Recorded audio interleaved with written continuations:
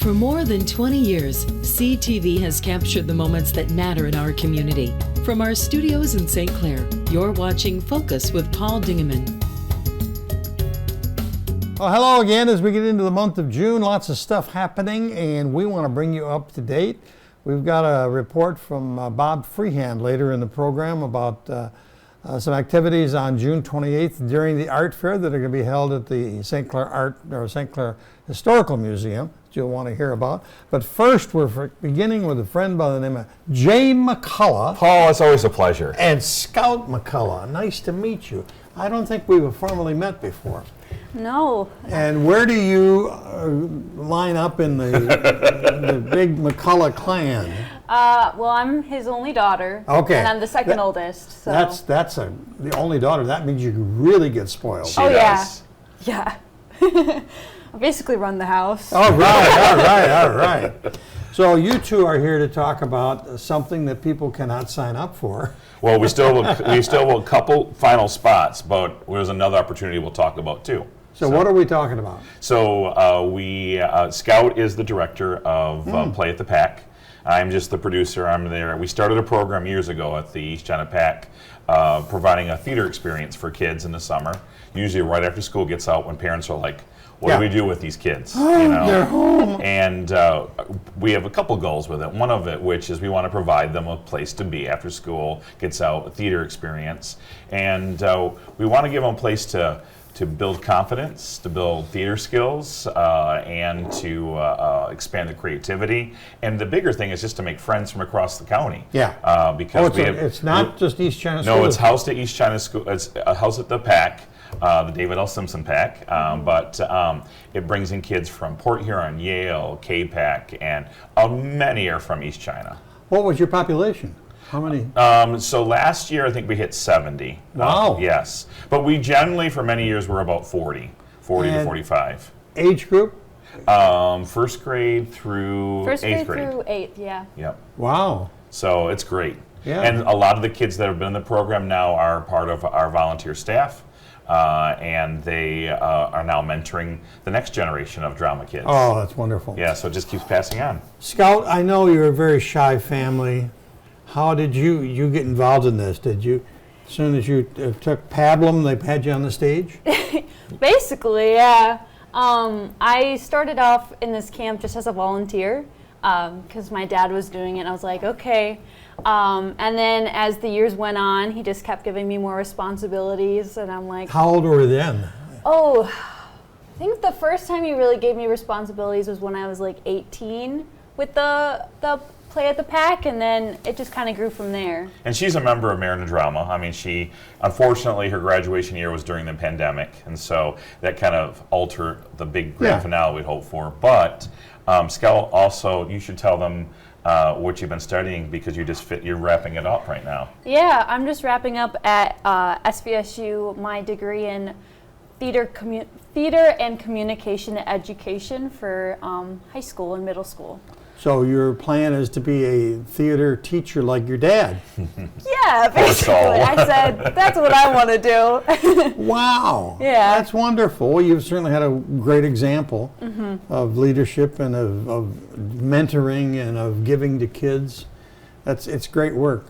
So you're finishing there? You're going to graduate this next fall? Or? Yeah, Will be graduating next fall. I just have one semester of student teaching, and then the world's mine, I guess. Well, we hope so.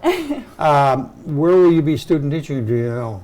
It's kind of up in the air right now, wherever they can place me. Right. So they have a placement for you right now, but we're waiting to see how that all pans out. So Good. Exciting stuff. Thank you. And so this is her third year directing, and I'm starting to back off more and more every year. So she's great with kids. She's amazing with kids and great encourager, and she gets theater for what it should be. There's a picture that's really cute. Yeah. Obviously didn't turn. Let's go to the next one. It's all right. There we go. Yep, those these are some of the pictures that you sent. Yep. Talk to me about these. So this one's, and I don't know if you recognize all the gentlemen there, Scout, but this one's from last year. The gentleman in the middle, his name is Tyler Haslam, and He's involved every year. He's done some stuff with Boardwalk and Riverbank too, and so it's nice. We have a wide variety of kids, and this was probably during one of our theme days, I think, also because I can tell by the crazy hair. So we also have theme days in camp just to make it fun. Yeah, you yeah. know? All right. And there's the Performing Arts Center. Yes. And So Scout, you can maybe address all the people behind you, and then maybe a little bit about what's going on here too. Yeah, so I believe this was from last year, and everyone on the stage are our volunteers. We have like 20 of them. It's Wow. fantastic. And then we have all the kids, and this is our first day. We did Seussical the musical, and we did a read-through / sing-along, which was a lot of fun. And yeah, it was just to see what the script's like. And yeah, there's all our students. It's a lot, but it's And so another much fun. theme day. I think it was a hat day or something. Yeah. So that keeps it fun. it's a lot of fun. And Oh, look at that picture. yes. This is after we do a performance at the end of the 2 weeks. So they have about 2 weeks to learn their songs, learn their lines and such. And this is as everybody's leaving after the final performance. They're clearing out of the house, and usually it's a full house. So Oh, parents yeah, get to would come be. at night and see the work their kids have been doing. So So and it's how not many all work, it's performances? fun. Just the one? Just one. Yeah, Okay. just kind of a celebration of the 2 weeks of camp. We have any more pictures there, fellas? That might be it. Oh, that's us. Yes. So, is there a cost to this? There is a cost. We're always fluctuating. We do a lot of scholarships too, so we help a lot of families out. For this year's camp, I believe we're like at $150, which is for both weeks. Which is a bargain if you look around at other camps, not necessarily in the area, but look across the state for that much. And then what it is, it's basically a fundraiser for our theater programs here in East China, Good. because it's getting very expensive to put on a show. Yeah. And we're trying to keep our ticket costs low so that families can come and see high school theater throughout the school year. You said the first session is almost full. We just opened up some room because we had a couple drops because of family vacations changing Right. and family budgets changing too sometimes, and we try to help out as many as we can. That camp runs June 16th through the 27th, and the 27th is the night. And then we've got news actually here. You're going to be the breaking news here, Paul. We have been long wanting, and we've heard from our families that they would love us to look at maybe an end of summer camp. So we're going to try out a 1 week end of summer camp, August 18th through the 22nd. And I can register where?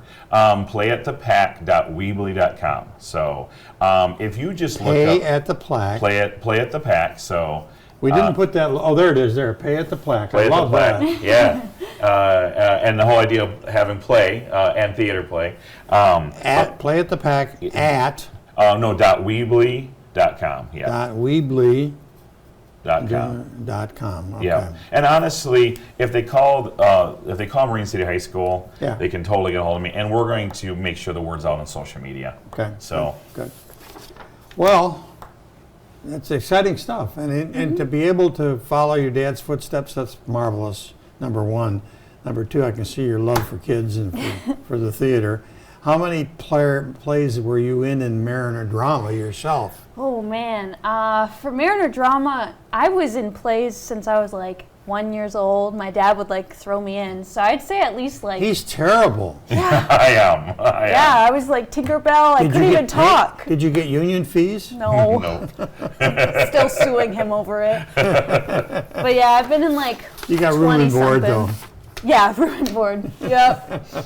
Yeah. So I guess there's a payoff there. So what's it look like for the fall for Mariner Drama?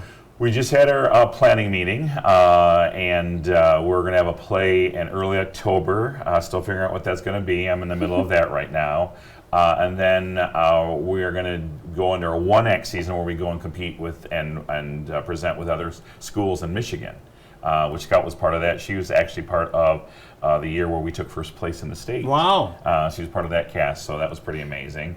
And then we're going to have, hopefully, our spring musical in the spring. So very busy place, East China Schools. There's a lot going on for kids. And people still question me about, well, the Performing Arts Center, what do we need that for?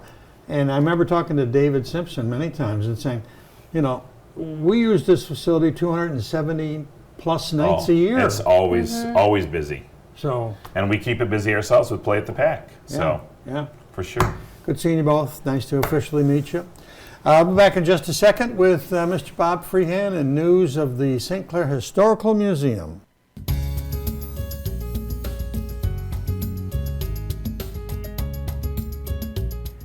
And hello again. We have lots of things happening during the month of June. And part of that is the St. Clair Art Association's Art Fair. In conjunction with that, the St. Clair Historical Museum and Research Center is going to be open that day. And Mr. Bob Freehand is with us to tell us about some exciting things that are going on. And you brought along a guest, Lillian Keegan. Nice to meet you. Welcome. Bob, take over. What's happening? Well, actually, we're not really competing with the art fair. But what happened about 6 months or so ago, Livia sent me an email and said, I'm interested in volunteering at the museum. And of course, we always like volunteers. So in discussion with her, she said, well, I like to do watercolors and do artwork, historic architecture. So when we met with her, we started to look at what can we do for something different this year. We're trying to expand the kinds of activities that we have, make them more interactive. And so Olivia brings a whole set of skills that none of us have within the museum, but we can certainly take the concept of what we're trying to do in preserving the history of St. Clair and the history of the people as well as buildings and things like that, and extend that and create some activities. One of the things we first did that Livia was involved in, and we'll talk about the art fair activity in a second, but during Be a Tourist in Your Own Town Day, Livia helped us put on, in addition to having the museum open, we also did salt art. Oh, wow. And so you want to describe salt art a little bit? Okay, essentially you just have a sheet of paper and then you put down some glue and then you glue on some salt and then paint on the salt. So it creates a really fun texture and kids were just really excited for it, got really creative. So talk to me. So you got a piece of paper and you do an outline of a foot or an arm or something. Okay. Right? Put the glue on that and then put salt on it? Yes. Diamond crystal salt. Oh, And that was part of the plan. Well, that's cool. I think I've seen it over the years, but that's I'm glad you're doing that. That's wonderful. So then as we were looking at that, she and Jen Prang, who's also a volunteers at Marine City Museum and also with the St. Clair Museum, they looked at, well, why can't we do an art show? There's an art fair going on. Can we do our own art show? And it's a compliment to each other. They certainly do. Because, first of all, we're not selling anything. Right. Ours is walk through. Yeah. And it's an opportunity to also talk to the artists. So it's more like what they would exhibit in the art center itself during their regular hours. So what's going to happen on June the 28th from 10 o'clock in the morning until about 4 o'clock in the afternoon, there'll be works of Sam Crawford, and we can talk about Sam a little bit. Yeah, Sam. Well, I got a picture here of the original man himself, Mr. Sam Crawford. And Sam, tell me the history of Sam first before we get started. How many years, or how old would he be, or was he when he was doing his?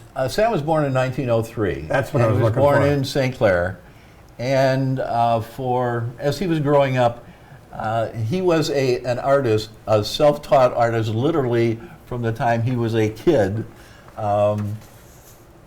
because he would paint on his walls in his house, which drove his mother crazy, but as you can imagine. So then when he later on in middle school or junior high school or 9th grade, he would also do caricatures of his fellow students and things like that and people around town. So he was self-taught. Yeah. He did line art and that sort of thing. But then eventually he got into, he became a forklift driver for Diamond Crystal Salt, which he did for 49 years. Wow. But during that time period that he was with Diamond Crystal Salt, he liked to dabble in watercolors and different media, and would paint all kinds of pictures of what existed in St. Clair at that time, or of photos. He would colorize black and white photos of old St. Clair. So he's really committed to the community and trying to preserve the history of the community in art, in a different format than what we had. We had a lot of pictures, old pictures of St. Clair, but now here you have a guy who has a talent for watercolors, and he can take a building, or he can take some people sitting in a saloon, or he can take. You've got a house which is on North Riverside. Now that's not his. Oh, okay. That's Livia's. Well, Livia, you did great work there. Thank Wow. you. All right. So, But Livia and Sam Crawford have done similar things in they've watercolor. done similar things, and if we can pull up The next one. we'll pull up St. Mary's. See if we can find Sam Crawford's. There you go. That's Sam Crawford. Oh, okay. This is Livia. There. This is Livia. Now we go back one more. There. And Sam Crawford would do pictures like this, like what we're looking at here. Right. This is St. Mary's. St. Mary's with the steeple. In 1883, 1888. He didn't do the picture then, No. but that's what St. Mary's looked like in 1888. Okay. Then what did you do, Livia, with St. Mary's? I just recreated it as it is present day, so it's definitely changed a lot. Let's go back to the 2 slides there. That's Olivia's, right? Well, you've done a beautiful job of recreating that picture. Thank I mean, you. it's got some real warmth to it and vibrant colors, and it's just great. Thank you. This is the kind of thing that what we wanted to, as I say, take a different approach to the art fair. Take some of many of Sam's work, and he did thousands of pieces of work, and put them on display. There are some that are permanently on display in the community room at the museum. LaCroix refreshment, is that part of LaCroix? This is Dad LaCroix. This is actually down by, would be near where the St. Clair Inn is now. You see in the picture, there's a DUR train. That's coming right down Riverside. This would be the station that was originally there. That's about where the water plant, the water intake plant is, right on the waterfront. So this is what it looked like, and what the waiting room looked like. Is that LaCroix name on the bottom? Is That's the LaCroix family. LaCroix Riverside Pub? Yes. Small world. Okay, next slide. This is the Cadillac Hotel in he's not sure when it was, but it was torn down during urban renewal in 1968. And that's one of the things that Sam, he wanted to preserve, because he lived past the point of urban renewal. He wanted to preserve as much as he could of what St. Clair was like before urban renewal. So he would take pictures, or use pictures, or use buildings, images that he had as he was growing up, and recreate them in this kind of. If you have an opportunity to go into the Voyagers bowling alley, there's Sam Crawford's all the walls, but there's also editorial comment from Sam Crawford about urban renewal. Yes, Sam would editorialize in what I have here is a scrapbook, and it's not unusual in some of the scrapbooks where he would put not only the history of that particular building or location or locale, but also what he thought about urban renewal, or what he thought about the building, what he thought about the people, and so on. I mean, they were not nasty, that sort of thing, but they gave you a real flavor for the, and that's what history is all about. It's stories. That's what we try to do in the museum. So it's really, you take a Sam Crawford, and this is what downtown was like on Riverside back in the horse and carriage days. So it isn't just the picture that we have, it's also the story that goes along it. What you're showing there is the commentary that went along with about the Oakland livery. And the Oakland livery was located very close to where where Murphy's Inn is You're now. going to have on the 28th at the museum, you're going to have many of these books available for the public to go through. Yes. And there's hundreds and hundreds of drawings, just amazing stuff of old St. Clair. St. Clair. And we'll also have Livia's work, and she will be there to talk a little bit about what she looked for when she was creating some of these. Now, she has done some on her own, like the Hopkins houses. This is the that's the North House. This was owned by Mark Hopkins, right? Built by Mark Hopkins. Chrissy Gorzon's now. This is one Chrissy Gorzon lives in now. And then the other one, Is that one of yours? Yes. that's Sam's house. That's the one to the south. So Livia's going to be available and talk about her artwork and some of the things that she's doing.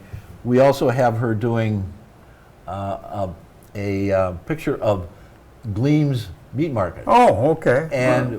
But the Gleam family lived right next to it. So in her version of it, This here. it's both the house and the meat market. But it's really the story, the artwork is telling the story of the Gleam's family, which was very well known by kids also in St. Clair, because if you went into meat market as a kid, you always got a piece of bologna or a piece of sausage. And they were well known for their bologna recipe. All right, let's get into Miss Keegan here. So what got you into art? Were you like Mr. Crawford? You just started scribbling on the walls at the house? I mean, I would say I was always liked drawing. I know my grandpa draws a lot, or he does art, and it was just always a creative family, and I think that we just kept drawing, and just It's a like great any outlet, kids. isn't it? Yeah, it was just fun. Good. Yeah, You're a junior in high school yeah. and homeschooled in the Marysville area. We'll let you come here and draw here too. She likes us at the She likes museum. us, right? Well, you've done some wonderful things, and I think it's really an opportunity for you and for the public to get to know each other and hear each other's stories. It's an honor to have you here. So, hey, what else can we say, Robert? They're also going to do a formal presentation on August the 23rd at the American Legion Hall during the hometown reunion. Oh, great. Todd Bigger Bob does that. Bigger? Yeah. So at 2 o'clock in the afternoon at the American Legion Hall on Saturday, August the 23rd, she and Jen, who works with her, will be doing a our typical presentation that we do at the museum.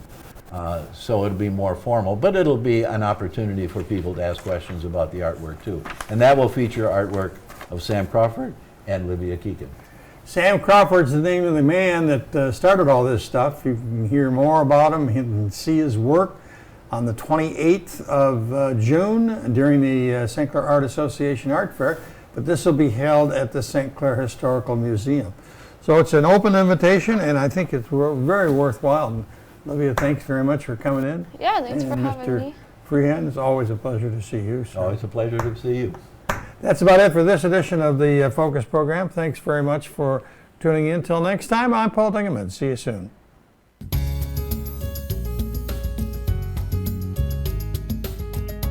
Thanks for watching Focus with Paul Dingeman. Focus is produced at the CTV Community Television Studios in St. Clair. For over 20 years, CTV has captured the moments that matter to our community.